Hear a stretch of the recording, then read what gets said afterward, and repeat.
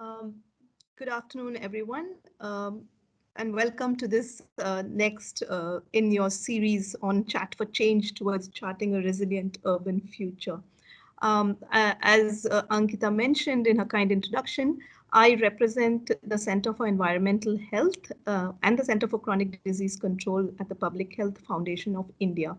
And I'm really grateful to the Secretariat of the Climate Center for Cities for giving me this opportunity to interact with this audience that they have brought together under their program under the Climate Center for Cities.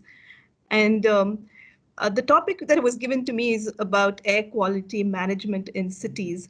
And really, I think everyone here in this audience will recognize that we are at this point in the year where we are sitting at yet another high pollution season. The air pollution is peaking everywhere. And there are very many discussions and dialogues that are happening across the board about how to manage the air quality. And I thought I will do something a little different, given that we have at PHFI this very vantage position of being able to talk to different stakeholders, whether that's the Ministry of Health, the Ministry of Environment, and now the Ministry of Housing and Urban Affairs. And everyone is talking about air pollution, but has a different lens to it. So I thought it might be pertinent to not talk about how to actually manage air quality. There are so many stakeholders involved in that, but actually talk about the importance of a synergistic approach and why that is important from a health perspective. So I'm going to really focus my talk on this today, and I hope that I will have achieved what I'm starting out to do here, and I'll be happy to take questions afterwards. So thank you, NIUA, for this opportunity. So since we're talking about air quality management, it's just pertinent that we are all on the same page here, and just at the cost of sounding cliched, just thought might be important to start with the definition of air pollution. So what is air pollution as we all understand it and should understand, because if we're going to deal with it, we should know what the problem is. So air pollution is the contamination of the indoor or outdoor air by a range of gases and solids that modify its natural characteristics. And key among these harmful pollutants in air are particulate matter, which is the particulate matter to PM2.5 and PM10, which we hear about all the time. PM1, which is an ultrafine particle, carbon monoxide, ozone, black carbon, and some gases, sulfur dioxide and nitrogen oxides. And this is a definition that was put out by the World Health Organization. And we're talking about sources of air pollution. We talk about both indoor or household air pollution sources. And you can see some pictures here. It comes from cooking fuels. It comes from other activities in and around the house, as well as tobacco smoke. The other important part is the ambient or the outdoor air pollution, which is a big part of the polluted air. The causes being very many. It could be industrial activity, thermal power plants being a big source. It could be vehicular pollution. It could be construction and demolition dust, as also waste or trash burning. And why this definition from the World Health Organization? For the obvious reason that air pollution has impacts on health. And if we take, so the WHO in its own right put out guidelines for levels of air quality. And the guidelines that WHO says are that the PM2.5 level should not exceed 10 micrograms per meter cubed. And this is obviously the picture where we stand in India. It's a satellite-based assessment of the ambient PM2.5 across India, going by WHO guidelines. And if we go by WHO guidelines, clearly the entire country is in a poor position in terms of air quality. So given the fact that it's going to be difficult for India to reach the WHO guidelines, we have our own national ambient air quality guidelines, which is for us to achieve within our country, and then maybe try to aspire for reaching the WHO targets. But even then, this is a comparison of what India had the situation in 1998 and compare it to 2014. And you can see that apart from this area, the Indo-Gangetic Plain, where the air quality was poor even back then, increasingly other parts of India are also facing deteriorating air quality. So we go by the WHO guidelines, 99% of districts in India are above the guidelines that WHO set for us. But even by our own standards, our national ambient air quality standards, 60% of our districts are above the baseline requirement of 40 micrograms per meter cubed of PM 2.5. So what does that mean for us? And let me warn the audience. I mean, this is data from 2014, and things have changed drastically since then. 2016, I think, was what we call it as the apocalypse year, which was the worst year for air quality in India, and things have only worsened since then. So this is a little old map, but things haven't gotten any better. I want to flag over here this overall burden from air pollution in India. And this is from a study on the global burden of disease back in 2015. And this looks at all ages and both genders in India. And in terms of risk factors for deaths occurring in India, you can see where air pollution figures. It's literally at the top of the table among the risk factors. Air pollution is one of the most important factors today, not just for death, as you see over here, but also for morbidity, or in other words, disease, and at all ages. It's responsible for close to 1.8 million deaths. Half of that, 1.1 million from ambient air pollution causes, and another 700,000 from household air pollution. And this is data from state level burden of disease of air pollution, which is work done by PHFI with the Indian Council of Medical Research. And I just wanted to share the key highlights from this. It actually gives you data from across the states in India. And annually, the individuals in India are exposed to an average of close to 90 micrograms per meter cubed of PM 2.5, which is almost 80% of our population is exposed to poor quality air throughout the year. And that is 2.5 times the normal standard air quality that is expected to be here in India. So, which is clearly not looking good at all.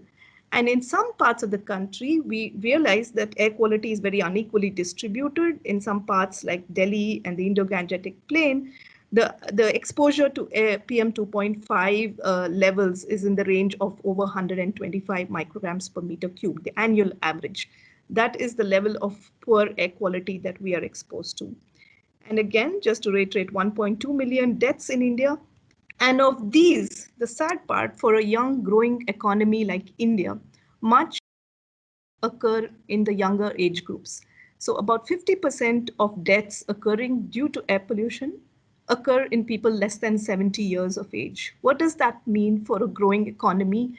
It cuts right at the demographic dividend of the working population. We are losing people to air pollution, which is, as we understand today, a modifiable risk factor. It's not a risk factor that cannot be dealt with. It is a modifiable risk factor, and clearly a lot of work to be done in terms of managing the air quality. In terms of life expectancy, it has been shown that life expectancy in India decreases by 1.7 years on an average because of exposure to poor air quality. It is more than 2 years in some parts of the country. So as I was saying earlier, air pollution, intuitively, most people think it's because we are breathing in poor quality air. The impacts are on the lungs, on the respiratory system.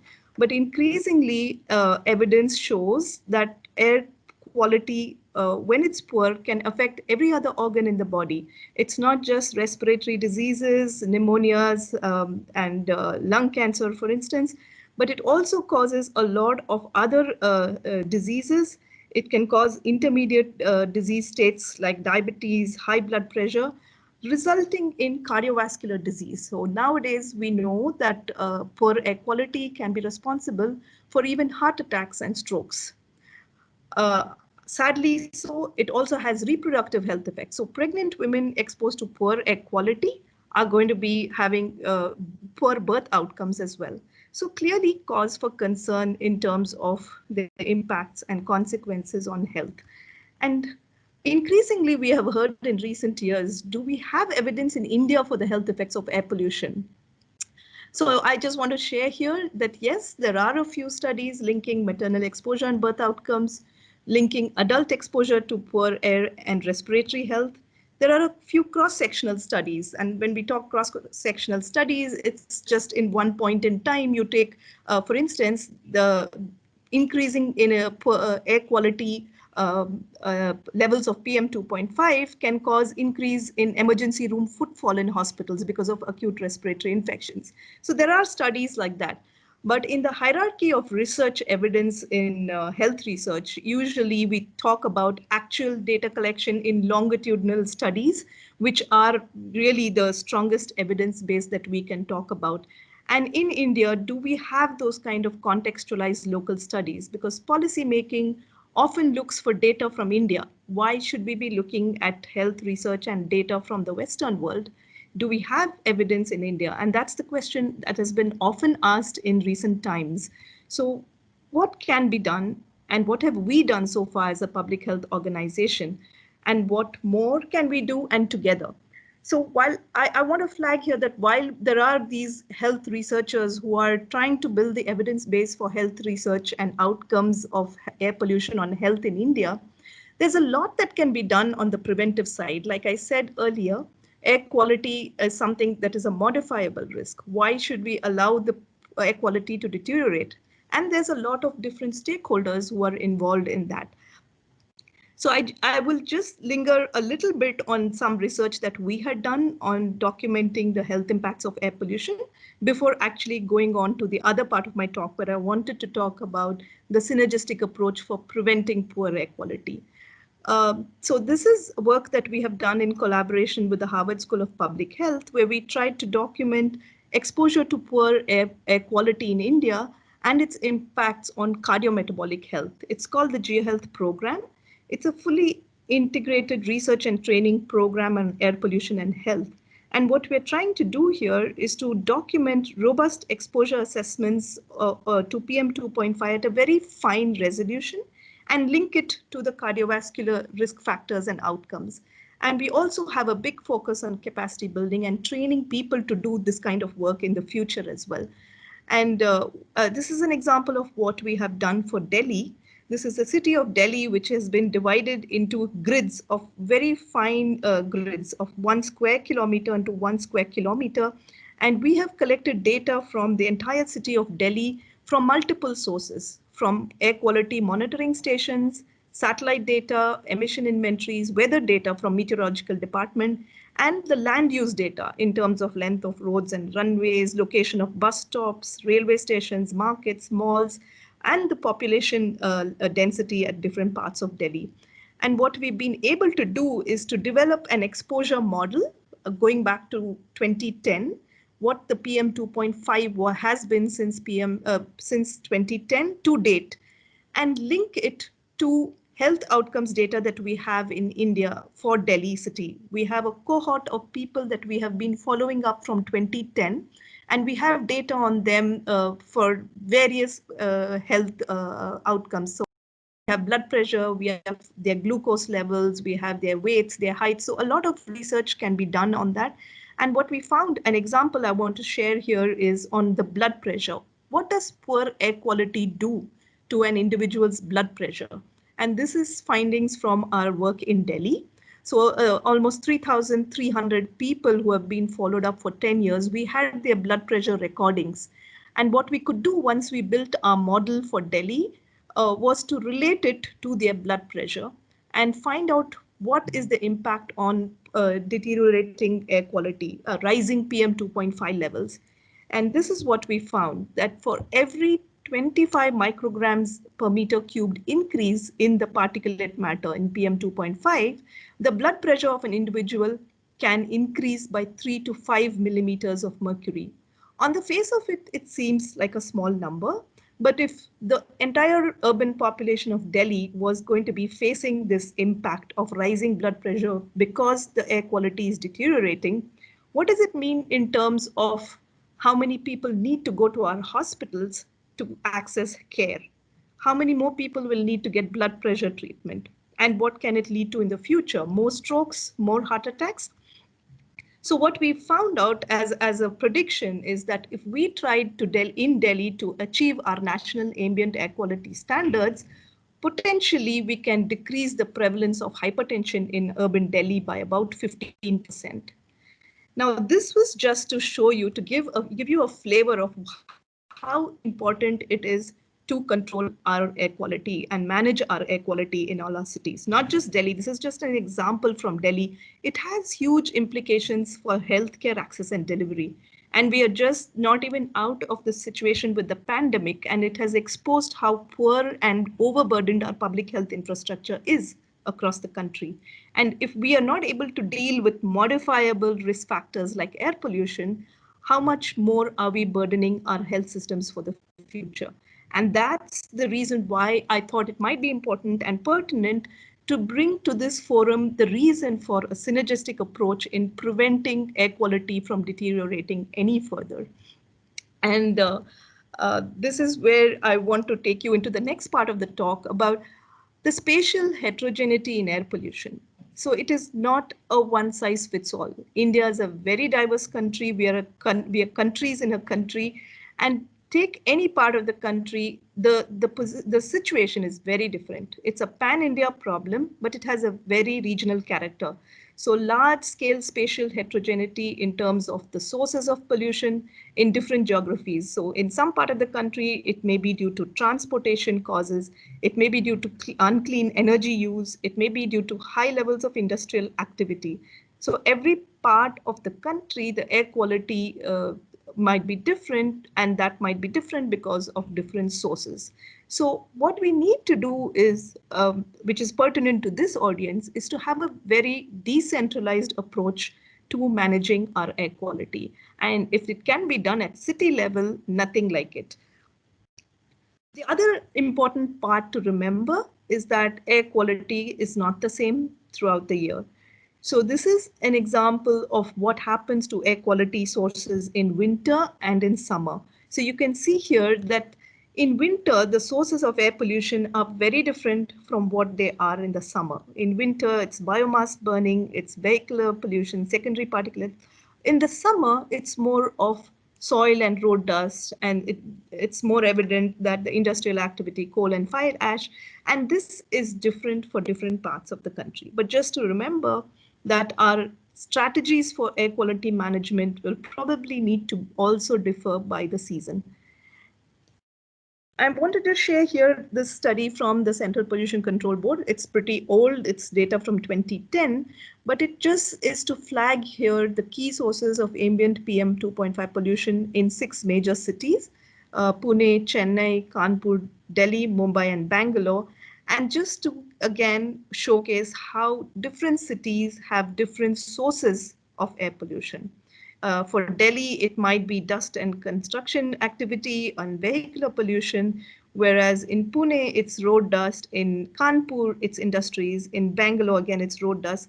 So we really need to understand what's happening in each city. It's very different situation for every region of the country. And I want to bring here the conversation around climate change. Much of the sources of air pollution are also sources of climate change.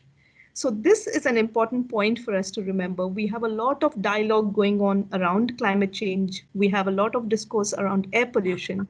It's important to understand that the sources for these two problems are oftentimes the same. So there's huge benefit, huge co-benefits for health if we are going to deal with both of these problems. And it's important for us to remember that while we draw up our strategies for action. And I think the conversation in India started way back when the Prime Minister's Council on Climate Change was established in June 2008, where they thought about a national action plan on climate change, and they had about 8 missions here. And I won't read through the different missions, but there's a long list of different missions that they thought were important to address climate change in India. And it was only 7 years later, in January 2015, that 4 new missions were proposed, one of them being health. So even early back in the conversation in 2008, there wasn't a perspective on the impacts on health. So I'm certainly glad that this came about in 2015, that there was a health mission that was constituted. And sure enough, the Health Mission also thought about bringing together the conversation around climate change and impacts on health. And this is a snapshot of what climate change can do to health. Very much in the realm of what air pollution does to health, climate change also has, because of rising temperatures, more extreme weather, rising sea levels, increasing carbon dioxide, the impacts on health are far-reaching, and that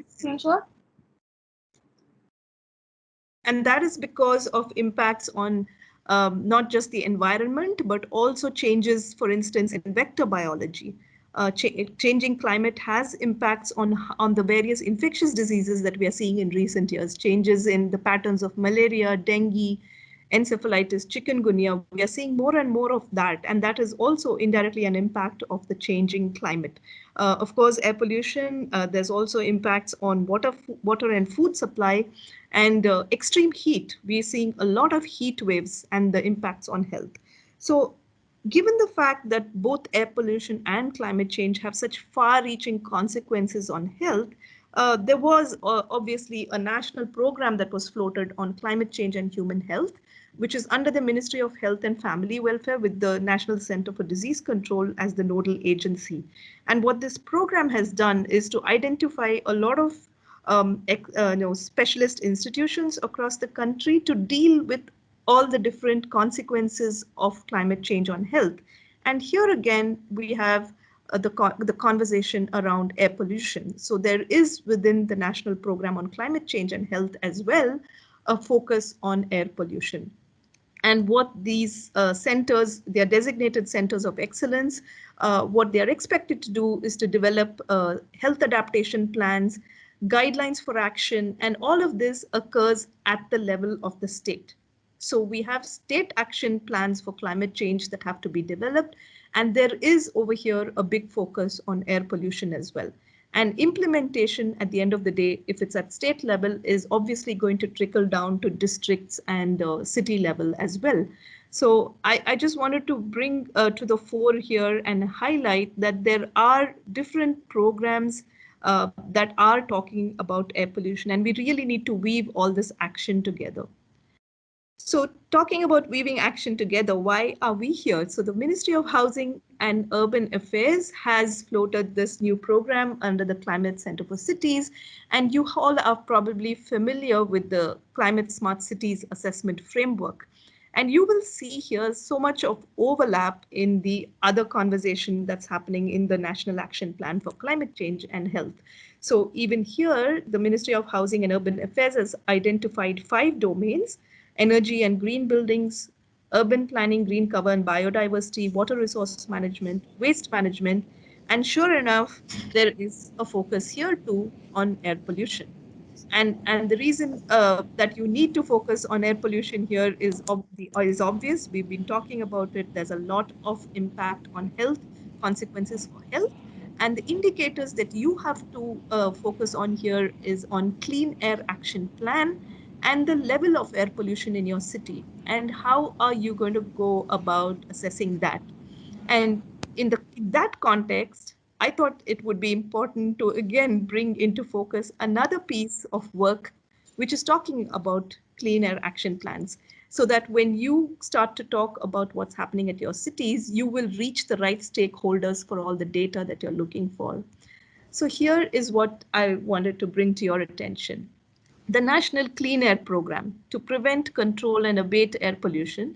Now, this was launched last year, last January, by the Ministry of Environment. And the Ministry of Environment has nodal agencies as the central and the state pollution control boards. They have identified 122 non-attainment cities. I'll tell you in a minute what the non-attainment cities are. But within these 120 odd cities, you have 43 of the smart cities. So nearly half of them are the smart cities which are in this program. And the non-attainment cities have been asked to submit an action plan to reduce their respective air pollution levels by at least 20% by 2024. And to date, about 102 cities have approved air action plans. There's also this whole piece of work that's going on under the Ministry of Environment for a national environmental health profile for 20 selected cities. I don't really have the list of those 20 cities with me now, but the areas of focus are e-mobility, power, indoor air pollution, waste management, transport emissions, industrial emissions, agricultural emissions. We're hearing a lot about stubble burning, and clean construction and road dust management. I'm hoping that the audience is seeing here the overlap that is happening in all of these programs. In every program, we are seeing the focus on air quality and all of these related domains, whether that's vehicular pollution, construction dust, waste management. I really want to bring that synergy in action and implementation from all these different programs. I'm really not sure how this is going to happen at the ground level, but just to flag that there are all these different stakeholders that are working on these different programs. Um, so in terms of what's happening in the National Clean Air Program, at the national level, it's the MOEFCC and the Central Pollution Control Board. At the state level, you have the state pollution control boards who are mandated to develop the city action plans and to monitor their implementation. And how some of this has happened is in some places they have tied up with stakeholders or expert institutions, technical institutions to help them develop the action plans. For instance, Haryana tied up with IIT Delhi, Punjab Pollution Control Board with PGI Chandigarh, and all of these cities that have air action plans now also are expected to establish air quality monitoring committees. And they are supposed to be formed at each level and involve a number of stakeholders. What the non-attainment cities are, I just thought if somebody is not familiar with them, these are cities that did not meet our national ambient air quality standards for the period 2011 to 2015. And they are expected to reduce their PM10 and PM2.5 by 20 to 30% in 2024. There's a 5-year action plan with a lot of funding for 2 years, and the funds have been allocated to cities based on their population and the particulate matter concentration. So I wanted to highlight this because, again, like I said, this 120 odd non-attainment cities also have some of the smart cities that come under MOHUA's program. And I think it would be important to bring together these resources and the right stakeholders to evolve the city action plans and actually implement and monitor them. Again, so bringing back the focus to the Climate Smart Cities Assessment Framework, if you were talking about the level of air pollution and the clean air action plans at the city level, what should we be bearing in mind? So what are the actions required to achieve this? So I was just mulling over this myself, and I thought it's important first to understand your city. What is the air quality in your city? So you need to think about a number of different questions. Do you have enough air quality monitoring stations? This is something you need to start out with. Unless you have the knowledge about what the air quality is in your city, which you can only do if you have the monitoring facilities, it's going to be difficult. In the absence of air quality monitoring stations, what are your alternate sources? You could leverage satellite data. There are mobile apps, the SUFFER, which is endorsed by the ministry. There are low-cost sensors for setting up low-cost sensors. It takes a little bit of time and resources compared to the full BAM monitors that are used by the ministries. But they at least give you some information about the air quality in your cities. They have their negatives, but in the absence of nothing, it might be a useful way to go. Also, are you covering every part of your city? Do you know what the air quality is like, for example, in the middle of your city or in the peripheries, maybe where you have industrial activity going on? It's important to know. And who are all the stakeholders in your city? Apart from the State Pollution Control Board, who else is monitoring air quality? You need to find out that. For instance, in Delhi, you have air quality monitors sitting, for example, in the US Embassy. There are the meteorological agencies who sometimes monitor air. We have a program where we have started putting up monitors in hospitals so that the hospitals are aware about the air quality in their location and stimulate action among the healthcare professionals who have to deal with the disease burden from poor air quality. The other part that you need to think about is, does your city already have an air action plan, or is one being prepared by others? So these are the two indicators that the CCAF talks about: the air quality monitoring in your city and the air action plan in your city. So what you need to find out is there an action plan already? I mentioned what's happening with the other departments and ministries. So is there some action already in terms of developing an air action plan? Can you align forces for its development and implementation? But if you have to start from scratch, supposing your city does not have an air action plan, who should you connect with? So these are some of the questions I thought it might be pertinent to leave you with and to think about. And just a little bit about both these topics on air quality monitoring and the air action plans. So the current status of air quality monitoring in India, many of you may be familiar with it, but I just thought I'll share it with you. There are about 800 monitoring stations in India, which are run by the CPCB and the SPCBs. 200 of them are the continuous ambient air quality monitoring stations, which are recording live air quality data. But the remaining are manual stations. They record the air quality about twice a week. And large parts of India, of course, the rural areas are largely uncovered. An interesting point that I came up with from a report that was looking at city air plans in 10 cities was that only 339 of 6,000 odd cities are monitored in some form. So what's happening at the city level? We probably do not even know what the air quality is looking like. And only about 60 of them have the continuous monitoring stations. And I was thinking about this inequity and why it might be so. I think the answer is here, that 25% are concentrated in Delhi NCR. So it's a very unequal distribution of the monitoring that happens in the country. There's some cities and states that are having most of the attention, most of the monitors, and that leaves large parts of the country and cities without information on the air quality. So that is a situation that needs to be corrected. In terms of the clean air plans, I thought important considerations to share with you are, I already mentioned air quality monitoring. It's also important to commission source apportionment studies. What are the sources of air pollution in your city? I shared with you earlier about the CPCB study where they looked at 6 metros and the sources of pollution. And unless you know what the sources of pollution are in your city, it's not going to be easy to strategize and take action. Also important to have emission inventories, which basically speaks to what's the emission from industries, what's the emission from vehicles.